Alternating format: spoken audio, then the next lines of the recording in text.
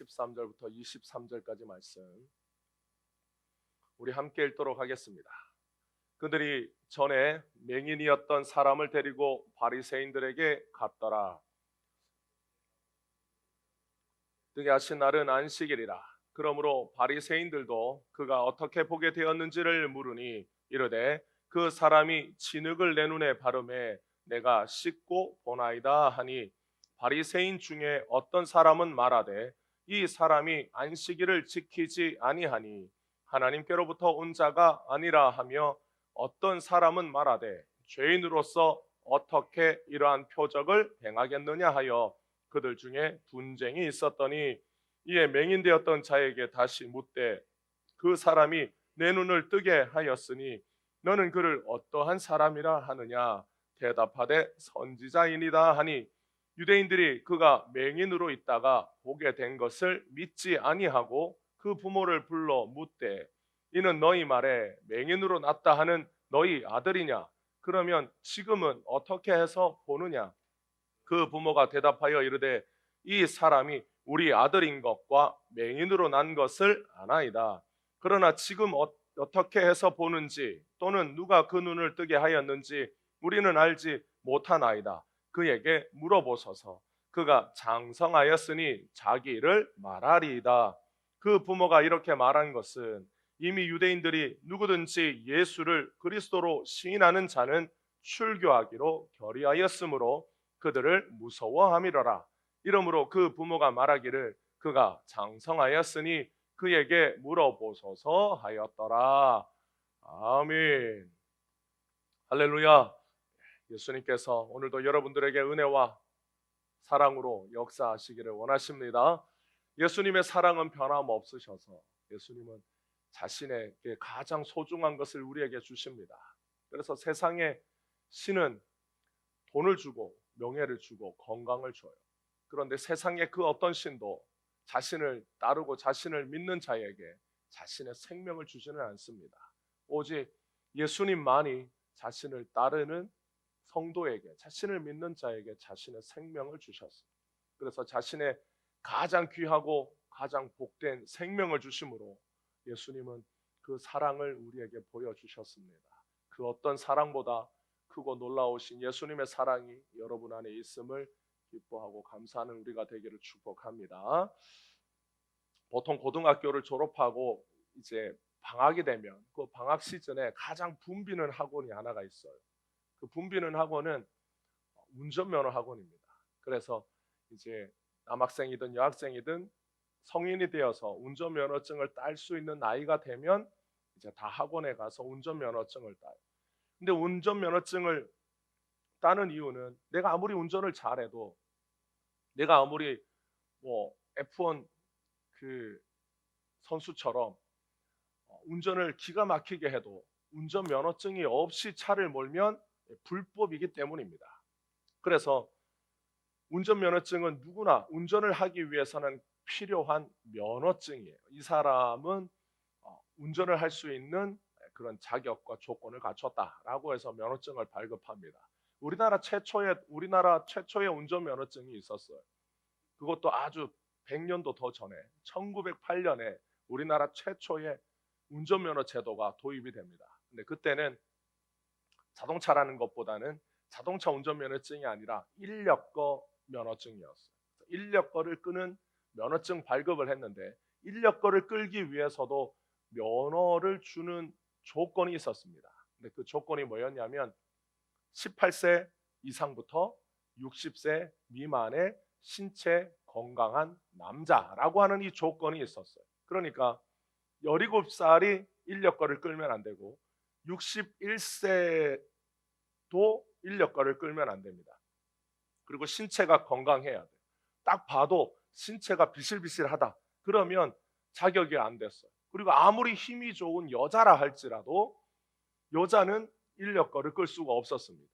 그래서 누구라도 이 조건을 어기고 인력거를 끌면 구류를 살거나 벌금을 내야 됐었어요. 우리가 사는 세상에 어떤 일을 할 때에는 뭐가 중요하냐? 자격이 중요합니다. 그래서 이 사람이 이런 일을 할 수 있는 자격이 있느냐? 그 자격이나 면허 제도를 도입하는 이유는 우리가 살고 있는 세상에 그 사람이 이런 일을 할 수 있는 자격과 조건을 누군가 보장해 주지 않을 때 우리가 그 사람을 믿지 못하는 것이죠. 그 사람이 과연 이런 일을 했을 때 진료를 하거나, 의사가 아님에도 불구하고 진료를 하고 처방전을 내거나, 아니면 그 사람이 운전면허 자격증이 없음에도 불구하고 운전을 하다가 사고를 냈을 때, 그런 일에 어떤 사람도 제대로 된 보장 또는 보상을 받을 수가 없기 때문인 거죠. 그래서 객관적으로 이 사람에 대한 자격과 조건을 보장해 주는 게 이런 세상에서, 이런 사회의 기본적인 장치라고 할 수 있습니다. 유대 사회에서도 제사장이라고 하는 사람은 아무나 될 수 없었어요. 제사장은 반드시 혈통의 조건이 있었습니다. 레위 지파라고 하는 혈통의 조건이 있었어요. 그러니까 누구라도 제사장이 되려면 레위 지파의 사람이 아니고서는 제사장이 될 수 없었고, 함부로 내가 레위 지파가 아닌데 제사장 노릇을 하다가는 유대 사회에서는 극형을 면하기가 어려웠습니다. 종교 지도자를 되는 것 역시 엄격한 교육을 통해서 양성이 되고, 예수님 시대에 가장 영향력이 컸던 그 종교 분파 중에 바리새파, 바리새인들은 내가 바리새파에 들어가고 싶습니다, 내가 바리새인이 되기 원합니다 라고 할 때 율법을 지킬 것을 엄격하게 서약하고, 그리고 어떤 일정한 기간을 지나는 동안 그 사람에 대한 엄격한 심사를 거쳐서 바리새파로 입문할 수가 있었어요. 이 바리새인들의 지도자를 서기관이라고 불렀습니다. 근데 이 서기관들은 주로 제사장이나 레위인들이 서기관이 됐어요. 근데 바리새인들의 영향력이 얼마나 컸냐면, 왕이 어떤 말을 하고 대제사장이 어떤 말을 했다 할지라도 바리새인들이 그 말에 반대하는 말을 하면 대중들은 바리새인의 말이 옳다라고 받아들일 정도로 바리새인들의 영향이 예수님 시대에는 굉장히 컸습니다. 그러니까 바리새인, 바리새파, 사두개파, 에셈파, 헬라파, 이렇게 몇 가지 예수님 시대에는 종교 분파가 있었는데, 이 바리새인들이 대중의 유대 사회에 가지고 있는 영향력은 굉장히 컸어요. 그러니까 바리새인들의 말과 바리새인들의 권위에 대항해서 뭔가를 할 수 있는 것은 불가능했습니다. 그러니까 보통의 사람들, 유대인이라고 불리는 사람들은 다 누구의 말을 대부분 따랐느냐? 바리새인의 말을 따랐어요. 그래서 날 때부터 맹인으로 태어난 사람은 반드시 죄가 있기 때문이다 라고 하는 바리새인들의 이 기본적인 생각, 그 사람이 맹인으로 태어나고 장애를 가지고 태어난 것은 하나님이 저주하셨기 때문이 아니냐. 하나님은 누구를 저주하냐? 하나님은 죄인을 저주하는 거다. 그러니까 그 사람이 죄가 있든지 아니면 그 부모가 죄가 있기 때문에 날 때부터 앞을 보지 못한 채로 태어난 거다라는 것이 바리새인의 생각이었고, 이 바리새인의 생각들은 대부분의 유대인들이 따르고 있는 생각이었습니다. 그런데 태어날 때부터 맹인이었던 사람이 눈이 떠지고 앞을 보게 됐다라고 하는 이 사건은 엄청난 논란을 불러일으켰어요. 죄의 결과가 맹인이었다면 그 눈이 떠졌다라는 것은 그 원인이 없어졌다라는 것. 우리가 어떤 병을 앓고 있는데 그 병을 고치기 위해서는 증상만 치료하면 안 되고 뭐를 고쳐야 돼요? 그 병의 원인을 제거해야 됩니다. 그러면 병의 원인을 제거하면 병이 낫게 되는 거예요. 근데 유대인들은, 바리새인들은 맹인이라고 하는, 맹인으로 태어난 것은 죄의 결과였어요. 그러니까 이 죄의 결과가 맹인이라면 눈이 떠졌다라는 건 이 원인이 없어졌다라는 겁니다. 그러니까 이 사람의 죄가 없어졌다라는 뜻이에요. 그래서 사람들은 즉각 눈을 뜨게 된 이 사람을 데리고 누구에게 갔느냐? 바리새인들에게 데려갔어요. 바리새인들은 자초지종을 물었습니다. 맹인은 자신에게 일어난 일에 대해서 바리새인들에게 말해줬어요. 예수라는 사람이 내 눈에 진흙을 발라 실로암에 가서 씻으라 했는데 씻었더니 눈을 보게 되었다라고 말한 거죠. 사람들이 맹인으로 태어난 이유가 자기 죄 아니면 부모의 죄 때문이라고 물었는데, 이제 이 사람이 눈을 뜨게 된 이유가 무엇인지가 궁금했습니다. 그래서 바리새인들에게 데려갔더니 바리새인들 안에서도 이제 논쟁이 일어나기 시작한 거예요. 먼저 한 부류는 일단 예수님의 자격을 의심합니다. 예수는 안식일을 지키지 않았기 때문에 죄인이다. 예수가 사람의 눈을 뜨게 한 것, 예수님이 안식일에 병자를 고친 것은 이번뿐만이 아니에요. 예수님은 굳이 안식일에 병자를 고치지 않으셔도 되는데 안식일에 일부러 보란 듯이 병자를 고치고 귀신을 쫓아내는 일이 허다하셨습니다. 안식일은 지금 우리 요일로 따지면 금요일 저녁부터 토요일 저녁까지가 안식일이에요. 그래서 이 안식일은 유대인들에게는 굉장히 중요한 날이었어요. 그런데 바리새인들이 보기에 예수는 안식일에 어떤 하지 말아야 될 일을 공공연하게 함으로써 안식일을 파괴하는 자처럼 보였습니다. 그래서 하나님이 보낸 자는 율법에 정한 안식일을 거룩하게 지키라고 하는 이 말씀을 어길 리가 없다. 그러니까 예수님의 자격을 의심해서 그는 하나님이 보낸 자가 될 수 없다라고 결론 지어요. 그러자 바리새인들 중에 또 한 부류는 아니 그러면 죄인이 어떻게 이런 표적을 행할 수 있냐? 죄인이 날 때부터 맹인된 사람의 눈을 뜨게 할 수 있는 능력이 어디서부터 왔겠느냐? 그가 하나님이 보낸 사람이 아니면 이런 일을 할 수 있느냐라고 논쟁한 거죠. 그러니까 이 말도 맞고 저 말도 맞는 거예요. 예수님은 안식일에 맹인을 고칩니다. 바리새인들은 어떤 역사를 가지고 있냐면 BC 2세기에 바리새인들은 마카비 왕조라는 그 시대에 독립전쟁을 해요. 독립전쟁을 할 때 어떤 일이 있었냐면 안식일에 적의 공격을 받습니다. 그런데 이 바리새인들은 안식일에는 전쟁을 할 수 없다라고 해서 방어조차 하지 않아요. 전투는 고사하고 방어도 하지 않았기 때문에 엄청나게 많은 사람들이 죽는 그런 역사를 가지고 있었어요. 그래서 그 이후에는 이렇게 해서는 민족이 존속할 수가 없다. 그래서 안식일이라 할지라도 최소한의 방어는 하자라고 해서 안식일에도 방어는 할 수 있도록 율법을 해석합니다. 근데 그 전에는 안식일에는 전쟁도 하지 않고 적이 와서 찌르면 맞고 칼과 창을 맞고 죽었어요. 그러니까 안식일을 지킨다라고 하는 것은 바리새인들에게는 어떤 거냐면 자신의 목숨을 버려서라도 지켜야 하는 굉장히 엄격한 율법이었습니다. 그런데 예수님은 이 안식일을 지키지 않는 거예요. 자신들이 목숨처럼 여기는 안식일에 오히려 하지 말아야 할 일들을 공공연하게 했던 사람이 예수라고 불리는 청년이었어요. 안식일을 파괴하는 자는 결코 하나님과 관련이 있을 수가 없었습니다. 그런데 죄인이 날 때부터 맹인이었던 이 눈이 뜨여졌다라고 하는 사실이 유대인들에게는 엄청난 충격이었어요. 예수는 과연 어떤 자격을 갖추고 있는가? 예수는 죄인인가? 아니면 하나님이 보내신 자인가? 사람들이 자신의 눈으로 볼 때 예수가 행하는 일은 정확하게 안식일을 어기는 일인데 또 예수가 하는 일은 하나님이 보내신 자가 아니고서는 할 수 없는 일이었어요. 그러니까 그들이 보는 예수의 행동은 도대체 자격이 있는 사람인지 없는 사람인지 왜 이런 일을 안식일에 하는지를 알 수가 없었습니다. 바리새인들은 안식일에 병자를 고친 일에 엄청나게 분노합니다. 10계명에 제4계명에 안식일을 기억하여 거룩하게 지켜라고 하나님이 10계명에 못을 박아 두셨어요.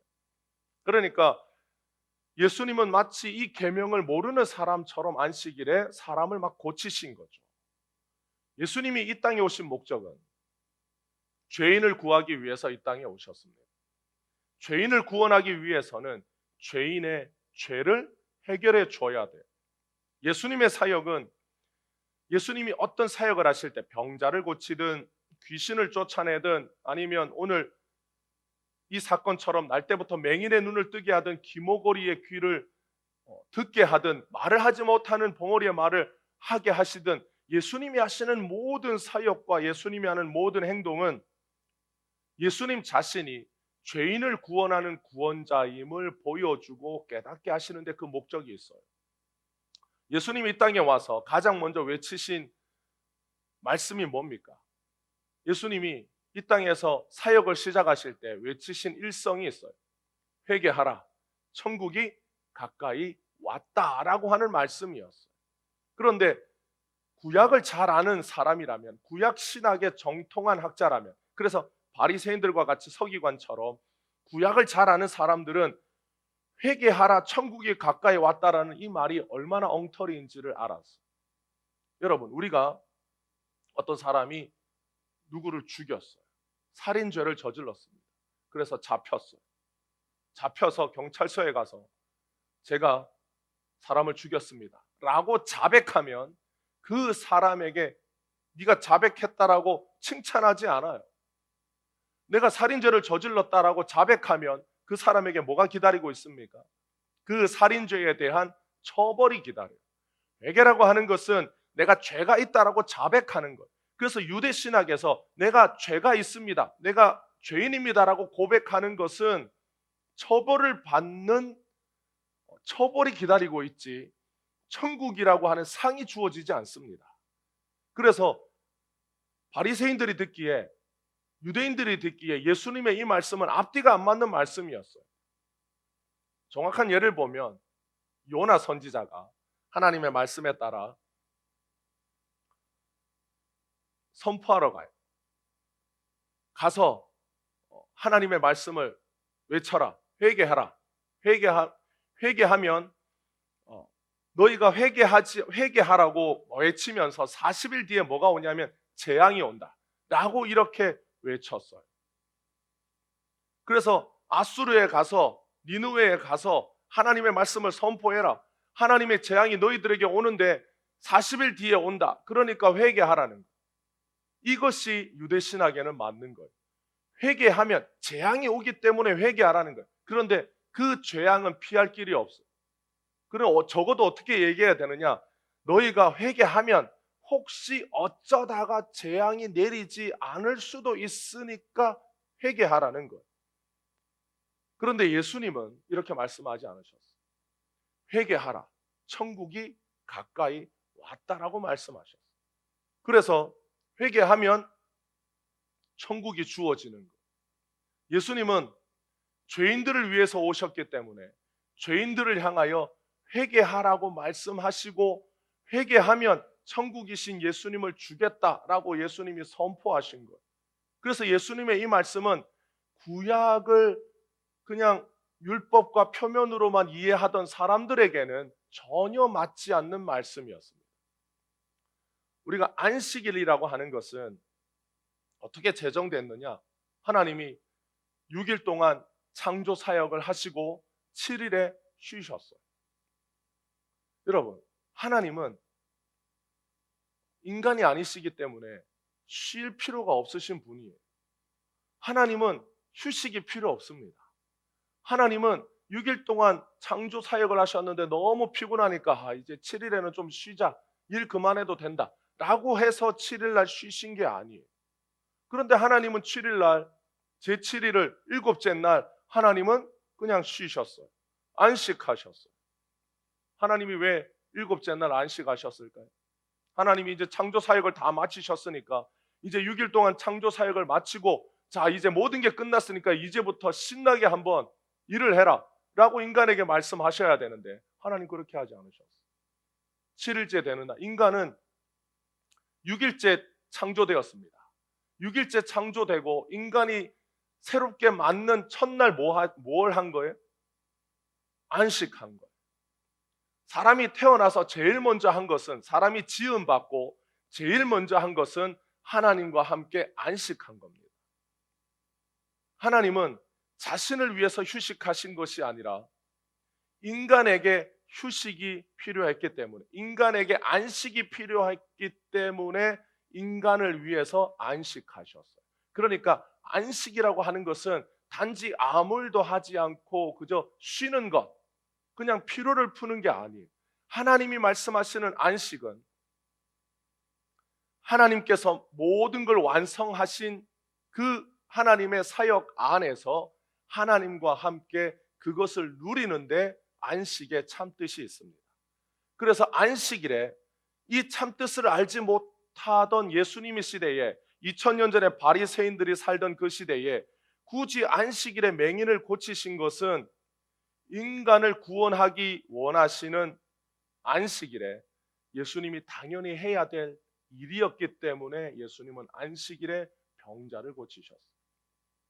예수님은 마태복음 12장 8절에 인자는 안식일의 주인이다라고 이렇게 말씀합니다. 예수님은 안식일의 주인이십니다. 예수님이 이 땅에 죄인을 구원하러 오셨기 때문에 안식일에 눈먼 자를 고치고 병자를 고치는 건 당연해요. 하나님이 안식하셨다라는 뜻은 하나님이 아무 일도 하지 않으셨다라는 뜻이 아니라 하나님이 모든 걸 완성하셨다라는 뜻이에요. 그래서 구약에 보면 창세기에 하나님이 안식하셨다라는 것은 모든 창조를, 인간을 위한 모든 창조를 다 이루신 날이 곧 일곱째 날 안식한 날입니다. 그래서 이 안식이 구원과 관련돼서는 모든 것을 이루신 날이 안식일이에요. 그러니까 모든 것을 이루신 날이 예수님에게는 안식이.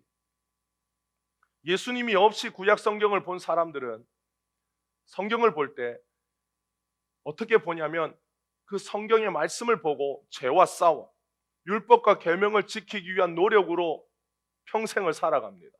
안식일을 기억하여 거룩히 지켜라 라고 했기 때문에 그 안식일을 지킴으로써 구원에 이르려고 노력해요. 그런데 그 어떤 사람도, 그 어떤 종교도 죄와 싸워서 이길 수 있는 종교는 없습니다. 만약에 우리 인간이 죄와 싸워서 이길 수 있으면 예수님이 이 땅에 오실 필요가 없어요. 우리가 죄와 싸워서 이기면 되기 때문에 예수님이 굳이 인간으로 우리를 위하여 대신 죽으실 필요가 없습니다. 그냥 예수님은 하늘 위에서 박수치고 응원하고 더 열심히 싸워라, 죽기까지 싸워라 이렇게 말씀하시면 되는 거예요.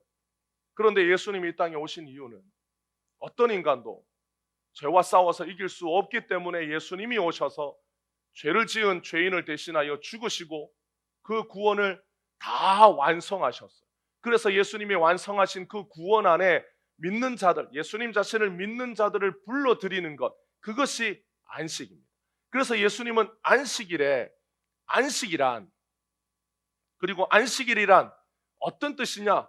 예수님이 구원을 완성하여 믿는 자들을 불러들여 예수님 안에서 안식하게 하는 날이 안식일의 참된 뜻이다라고 보여주시기 위해서 일부러 안식일을 골라서 사람들을 고치셨어요. 예수님이 안식일에 맹인을 고치신 것은 예수님이 이 안식일의 주인이시기 때문에, 안식일의 주인이시다라는 뜻은 예수님이 누가 뭐라 하든 이 안식일에 예수님이 자신의 뜻대로 하면 그대로 된다라는 뜻입니다. 사람들은 예수님이 왜 일곱째 날 안식하라고 하셨는지를 잊어버렸어요. 그저 아무 일도 하지 않는 것이 안식이라고 생각했습니다. 안식일을 제정하신 뜻을 모르기 때문에 그저 안식일을 지키는 것이 목적이고 이유였어요. 그러니까 안식일을 기억하여 거룩히 지켜라. 그리고 안식일에는 뭘 하지 말라고 계속해서 율법을 만들고 계명을 만들고 거기에 해석을 붙여서 안식일에 하면 안 되는 일을 많이 만들어 둡니다. 그래서 안식일을 지키는 것이 자신에게 의로움이 돼요. 예수님은 안식일을 예수님 자신을 위해서 제정하신 게 아니에요. 우리를 위하여 안식일을 제정하셨어요. 영원한 안식을 주시는 분. 예수님 안에서 모든 구원을 다 완성하신 그 예수님 안에서 예수님의 이루신 구원을 누리는 것, 그 예수님이 이루신 구원을 기뻐하는 것, 그 예수님이 이루신 구원 안에서 날마다 행복하게 사는 것, 그것이 안식이었어요. 예수님이 부활하신 날은 언제입니까? 예수님이 부활하신 날은 안식일 지난 첫날이었어요. 그러니까 지금의 요일로 따지면 예수님이 부활하신 날은 우리가 주일이라고 부르는 오늘입니다. 토요일이 지난 주일이. 예수님이 안식일이 지난 날 부활하신 것은 예수님이 구약의 말씀을 이루기 위함이지만 그 말씀을 이룸으로써 우리에게 일어난 일은 예수님이 모든 구약의 율법을 다 완성하시고 안식일 첫날 부활하심으로 이제 구약의 시대가 끝났다라고 하는 신호로 예수님이 안식일 후 첫날 부활하신 거예요. 그래서 예수님이 구원의 사역을 다 이루시고 구약의 시대는 끝이 난 거예요. 구약의 시대는 언제부터 언제까지입니까? 구약의 시대는 세례 요한 때까지가 구약의 시대예요. 예수님이 구원을 완성하시고 십자가에서 내가 다 이루었다라고 하실 때까지가 구약의 시대입니다. 그래서 율법이 그때까지 계속해서 이어지는 거예요. 그래서 예수님이 내가 다 이루었다라고 하신 것은 모든 율법을 다 이루셨다라는 뜻입니다.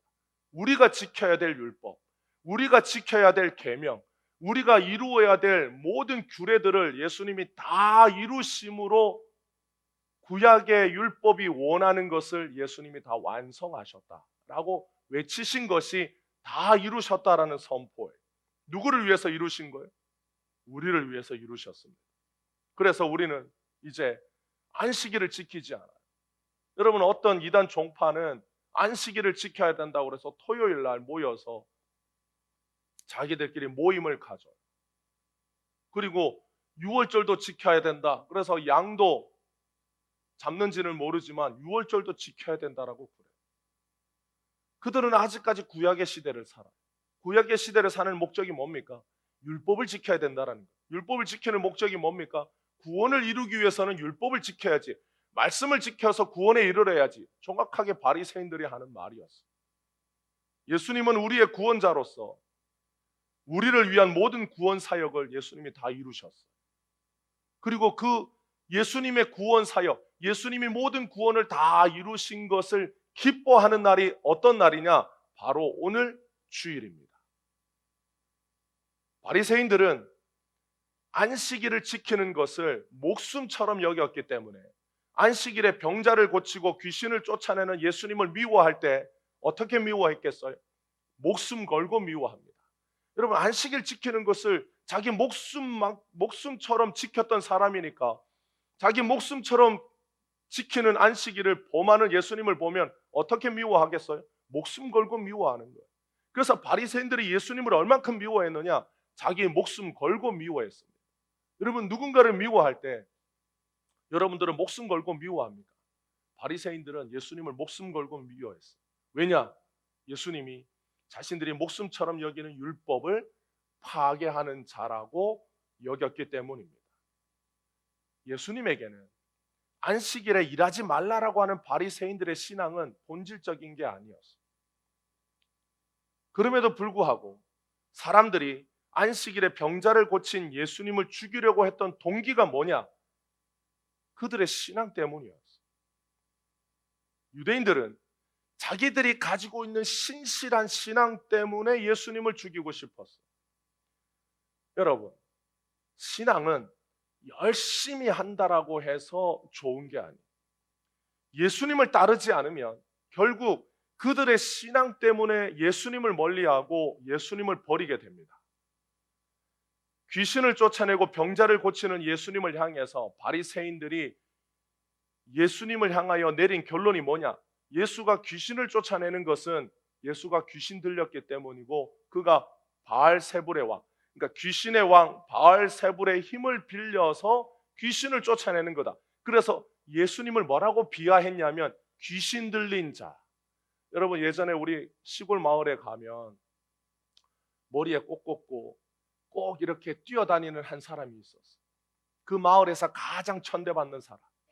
누구도 그 사람을 보고 그냥 불쌍하다, 가엾다, 혀를 찾지, 누구도 그 사람을 보고 도와줄 수 있는 사람이 없는 귀신 들린 사람, 정신 나간 사람이 옛날에 시골에는 꼭 한두 명씩 있었어요. 그 사람은 그 마을에서 제일 천대받는 사람이었습니다. 누구도 사람 대접해주지 않았어요. 그런데 바리새인들이 예수님을 향하여 뭐라고 비하했냐면 귀신 들린 자, 정신 나간 자, 귀신의 왕의 힘을 빌려서 귀신을 쫓아내는 악한 자라고 예수님을 비하했어요. 그들이 그렇게 예수님을 비하한 것은 자신들의 신앙 때문이었습니다. 결국 신앙이란 그 대상이 흔들리면 모든 게 흔들리게 되어 있어요. 신앙에서 우리가 예수님을 놓치면 모든 걸 놓칩니다. 여러분, 우리가 아무리 주일 예배를 잘 드리고 헌금을 많이 하고 우리가 열심히 노력하고 우리가 충성 봉사하고 아무리 전도를 많이 해도 우리가 예수님을 놓치면 그 모든 것들이 다 흔들리게 되어 있어요. 여러분, 전도를 가장 열심히 하는 사람은 이단이, 신천지들, 여호와의 증인들. 이 추운 날에도 신도림역 앞에 가면 여호와의 증인들은 그 추운 날 꼼짝하지 않고 그 자리에 서서 지나가는 사람들을 봐요. 그리고 지나가는 사람하고 눈이 마주치면 웃어요. 우리는 이 추운 날 전도하러 나가라고 하면 목사님이 추운데 무슨 전도해? 이 추운데 가가지고 얼어 죽으면 목사님 책임질 거예요. 그래서 전도지 나눠줄 때도 인상 쓰고 예수 믿으세요. 추운데. 그런데 여호와의 증인들은 이 추운 날 나가서 지나가는 사람을 보고 웃습니다. 미소를 지어. 그리고 자기들이 가지고 있는 그 잡지 하나 가져가면 그렇게 좋아요. 우리는 신앙의 대상을 놓치면, 신앙의 대상이신 예수님을 놓치면 모든 게 흔들리게 되어 있어요. 신앙에서 예수님을 놓치면 다 놓치는 겁니다. 그래서 우리는 다른 모든 것을 놓쳐도 예수님을 놓치면 안 돼요. 예수님을 놓치면 모든 것을 놓치는 것이 되기 때문입니다. 여러분, 구원은 곧 예수님 그 자체예요. 구원의 시작도 예수님이고 구원의 완성도 예수님입니다.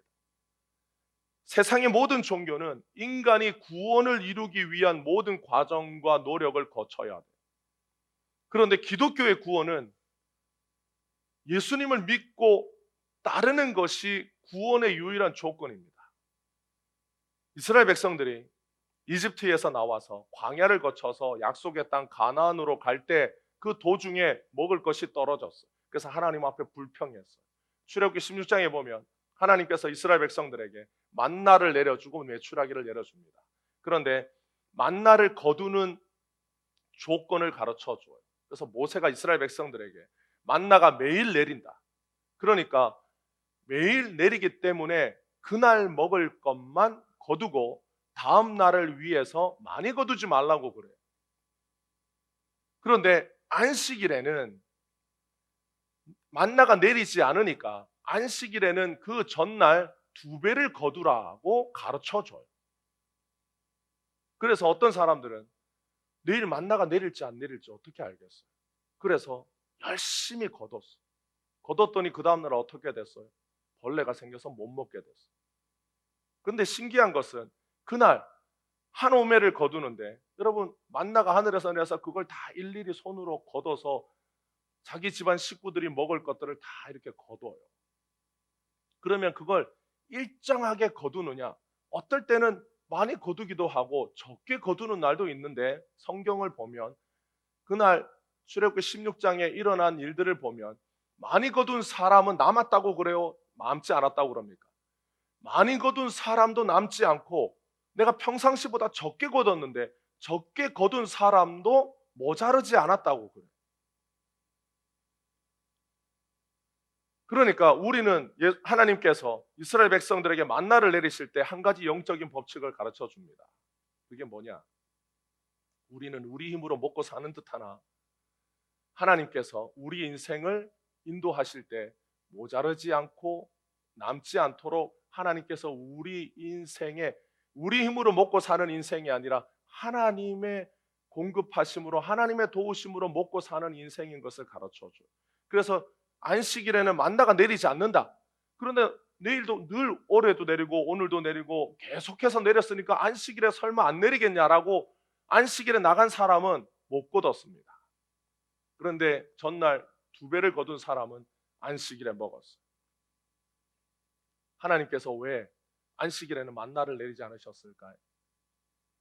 그냥 일을 하지 말라고, 안식일에는 아무것도 하면 안 된다, 꼼짝하지 말고 텐트에 있어야 된다라는 걸 가르쳐 주기 위해서 안식일에 만나를 내리지 않으셨을까요? 이 안식은 구원과 관련되어 있습니다. 안식은 모든 것을 완성하신 날이에요. 창조를 완성하신 날, 예수님이 구원과 관련해서는 구원을 완성하신 날, 그게 안식이에요. 그러므로 안식일은 사람이 나가서 뭘 할 수 있는 날이 아닌 거예요. 그 말은 안식일에 아무것도 하지 말라는 뜻은 구원에 대하여 우리가 아무것도 할 것이 없다라는 것을 가르쳐 주기 위해서 하나님은 안식일에 일하지 말라라고 가르쳐 줍니다. 우리는 안식일에 일하지 않아요. 어떤 일을 하지 않습니까? 우리의 구원과 관련된 어떤 일도 하지 않아요. 왜요? 우리가 구원에 관하여 어떤 일을 한다고 해서 우리가 구원을 이룰 수 있는 것이 아니기 때문입니다. 구원은 누가 이루십니까? 예수님이 이루십니다. 구원은 예수님이 시작부터 완성까지 모든 걸 다 이루십니다. 만약에 내가 예수님이 99.9% 하시고 내가 1% 해야 된다라고 하면 그 1%의 공로는 내 것이에요. 그래서 천국에 가면 24 장로들이 자기의 면류관을 벗어서 주님 앞에 드릴 때 그걸 100등분해서 99등분은 100분의 99는 주님 드리고 그 중에 100분의 1은 1%는 내 것이기 때문에 내 머리에 얹고 있어요. 그런데 24 장로들이 천국에 가서 면류관을 벗어서 주님 앞에 드립니다. 왜 드립니까? 구원은 주님의 역사이기 때문에 드리는 거예요. 구원은 주님이 완성하신 거기 때문에 내 머리에 있지 않고 주님께 드려야 되기 때문에 주님께 드려요. 그런데 예수님은 구원에 대하여 우리가 마치 다 이룬 것처럼 우리에게 면류관을 씌워줘요. 안식은 그저 아무 일도 하지 않는다라는 뜻이 아니라 예수님이 구원을 완성하신 것을 뜻하고 우리는 그 예수님의 구원에 기뻐하는 것이 바로 안식입니다. 여러분, 우리가 이 땅에서 주일을 지키는 목적이 뭡니까? 우리는 주일날 왜 교회 와요? 우리는 주일을 왜 특별한 날로 여기고 주님의 날, 그래서 주일이라고 부르고 이 주일을 지키는 것이 유대인들이 안식일을 지키는 것과 무엇이 다릅니까? 우리가 주일을 지키는 의미는 우리가 영원히 천국에서 안식한다라고 하는 그 뜻은 우리를 구원하신 예수님과 함께 구원의 기쁨을 영원히 누리는 걸 뜻해요. 우리는 천국에 가면 안식합니다. 그러면 천국에 가서 아무 일도 안 하고 그냥 가만히 있는 것이 천국에서 안식하는 것일까요? 아니에요. 천국에서 우리가 안식한다라는 것은 우리를 위하여 이루신 그 구원, 그 안에서 우리가 예수님과 함께 그 구원의 기쁨을 영원토록 기뻐하고 즐거워하고 누리고 만끽하는 것이 천국에서 안식하는 거예요. 그래서 이 안식은 누가 주실 수 있습니까? 오직 예수님만 주실 수 있습니다. 안식에는 구원의 기쁨이 가득합니다. 구원받은 자만이 세상 모든 요동에도 안식할 수 있고 예수님이 주시는 평안 속에서 쉴 수 있는 거예요. 그래서 예수님을 향하여 예수님이 우리의 영원한 안식처라고 할 때 그 예수님이 우리의 영원한 안식처가 되시는 이유는 예수님이 우리를 향한 구원을 다 이루셨기 때문에 우리가 그 예수님 안에서 주님이 이루신 구원을 기뻐하고 즐거워하고 누리고 만끽하고 맛보고 그것을 즐거워하는 것이 예수님 안에서 누리는 안식일이, 그것이 바로 우리가 주님 앞에 드리는 주일입니다. 사랑하는 성도 여러분, 우리는 과거에 주일 성수라는 말을 많이 들었어요. 주일을 지키는 것이 성도의 당연한 도리고 의무라고 여겼습니다. 제가 어릴 때 교회를 다닐 때는 주일에는 돈을 쓰면 안 됐어요. 뭘 사 먹는 것도 안 됐어요. 주일에 공놀이하고 주일에 TV를 보는 것, 주일에 무슨 오락거리를 찾아서 하는 것도 안 된다라고 배웠어요. 주일에는 오락하지 마라. 주일에는 오락거리를 찾아서 놀지 마라. 그래서 주일에는 TV도 보면 안 되고 그냥 뭐 재밌는 것을 찾아서 하면 안 되는 날이 주일이었습니다. 그런 날이라고 배웠어요. 왜냐하면 주일은 거룩하게 지켜야 하는 날이고 주일은 오직 하나님을 위해서 보내는 날이었기 때문입니다. 그래서 어릴 적에 교회를 다니다 보면 주일은 기쁨의 날이라기보다는 어떤 날이냐면 의무적인 날이었어요. 유대인의 안식일과 기독교의 주일이 뭐가 다른지를 잘 몰랐어요. 유대인들에게 안식일은 구원을 이루기 위한 의무였습니다. 구원을 받으려면 안식일을 지켜야 하는 것이 당연한 거였어요. 그런데 우리에게 주일은 구원을 완성하신 예수님을 기뻐하는 날입니다. 세상 모든 종교에는 안식일과 같은 종교의 의무, 율법의 의무라는 것이 모든 종교에는 다 존재합니다. 그 율법과 계명이 모든 종교에 존재하는 이유는 그것을 지킴으로써 구원을 이루어 구원을 완성하여 천국에 가든 아니면 높은 경지에 이르든 그렇게 되는 거예요. 그것을 지켜서 이루면 구원받지만 그걸 지키지 못하면 구원은 이루어지지 않습니다.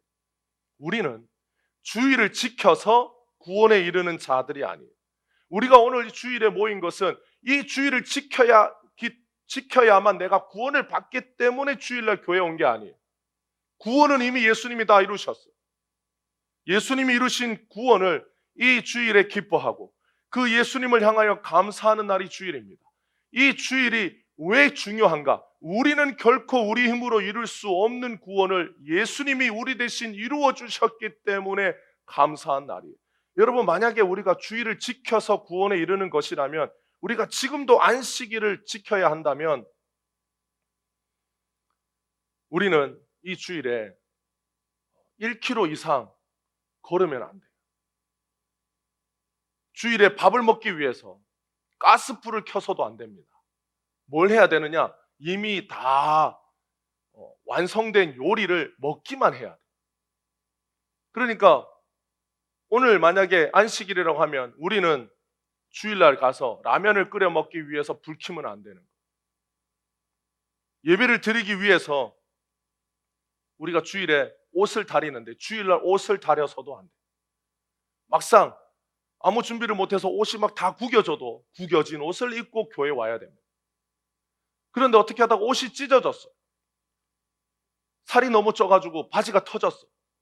주일에는, 안식일에는 바느질을 해서도 안 됩니다. 바지가 터졌으면 터진 바지 그냥 입고 다녀요. 자동차를 운전해서도 안 돼요. 주일에 우리가 조명이 다 들어와 있는데 안식일에는 이 조명을 켜도 안 돼요. 그냥 미리 켜진 채로 안식일 전날 조명을 다 켜두고 안식일에는 이 조명을 켜서도 안 되고 꺼서도 안 돼요. 더 놀라운 사실은 핸드폰을 켜고 끄는 것도 안 됩니다. 지갑이나 가방을 들고 다니는 것도 안 돼요. 여러분, 여성분들은 다 가방 들고 다니잖아요. 안식일에 가방을 들고 다니는 것, 지갑을 들고 다니는 것은 율법을, 안식일을 범하는 것. 그런 걸 하면 안 돼요. 모든 것을 엄격하게 지켜야 하는데 안식일에는 글 한 자도 쓰면 안 돼요. 그래서 안식일에는 엘리베이터를 탈 때 내가 사는 층이 20층이면 20층 버튼을 눌러서도 안 됩니다. 그건 안식일을 어기는 거예요. 그래서 엘리베이터를 타서 어떻게 하느냐? 누가 같이 타 있으면 옆 사람에게 부탁하는 거예요. 저기 20층 좀 눌러주시겠어요? 그럼 그 사람이 20층 눌러주면 20층 가는 거예요.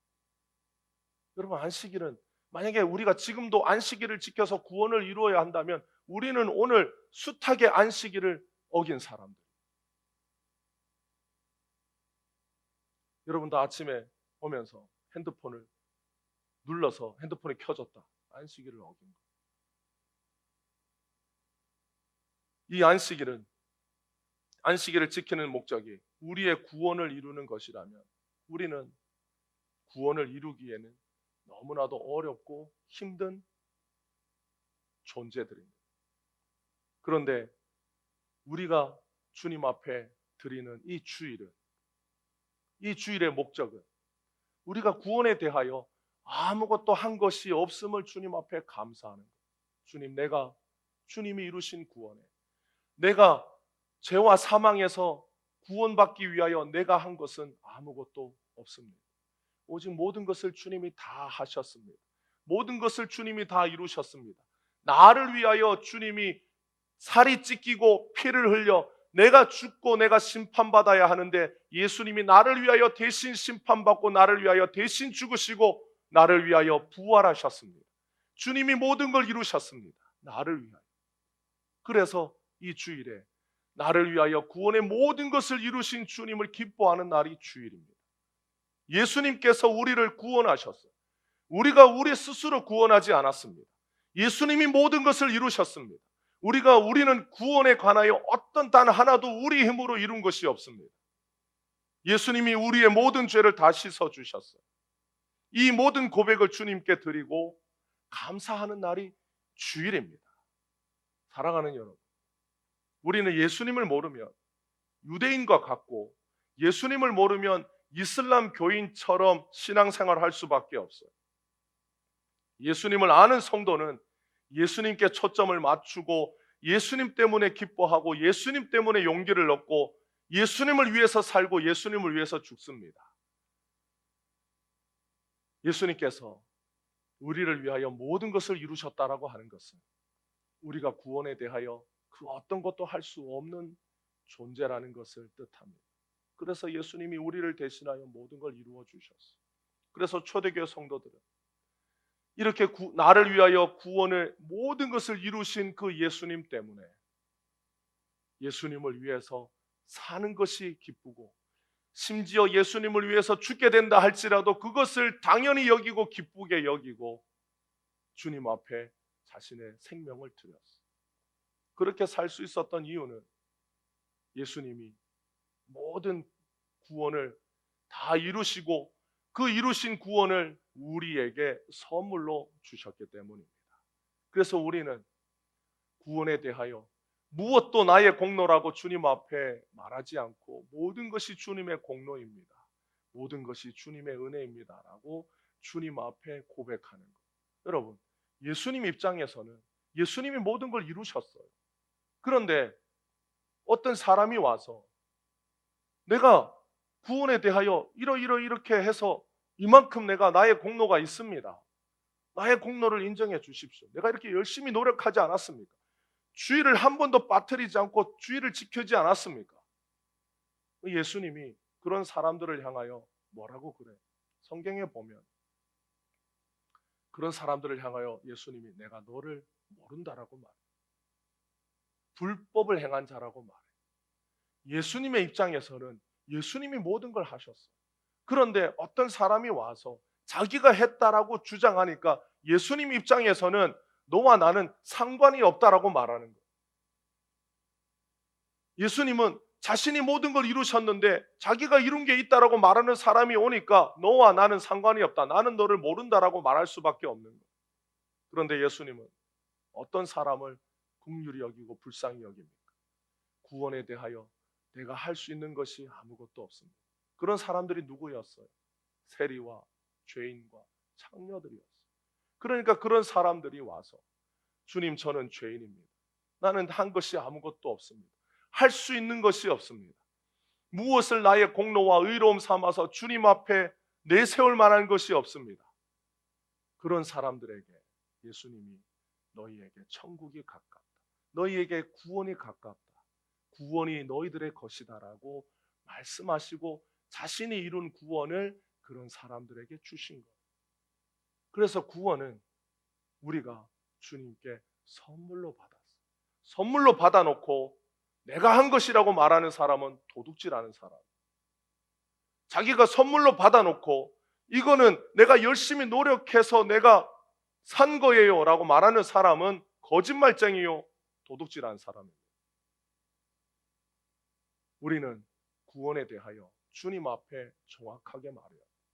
구원에 대하여 우리는 주님 앞에 진실한 고백을 해야 됩니다. 주님, 나는 구원에 대하여 한 것이 아무것도 없습니다. 주님이 이루신 구원을 기뻐하고 즐거워하고 주님이 주신 구원을 감사하여 내가 주의를 주님 앞에 이렇게 드립니다. 내가 그 주님 안에서 기뻐하기 위하여 내가 주님을 위해서 삽니다. 내가 할 수 없는 모든 것을 이루신 주님이 너무 감사해서 내가 주님 앞에 충성합니다. 죽기까지 충성합니다.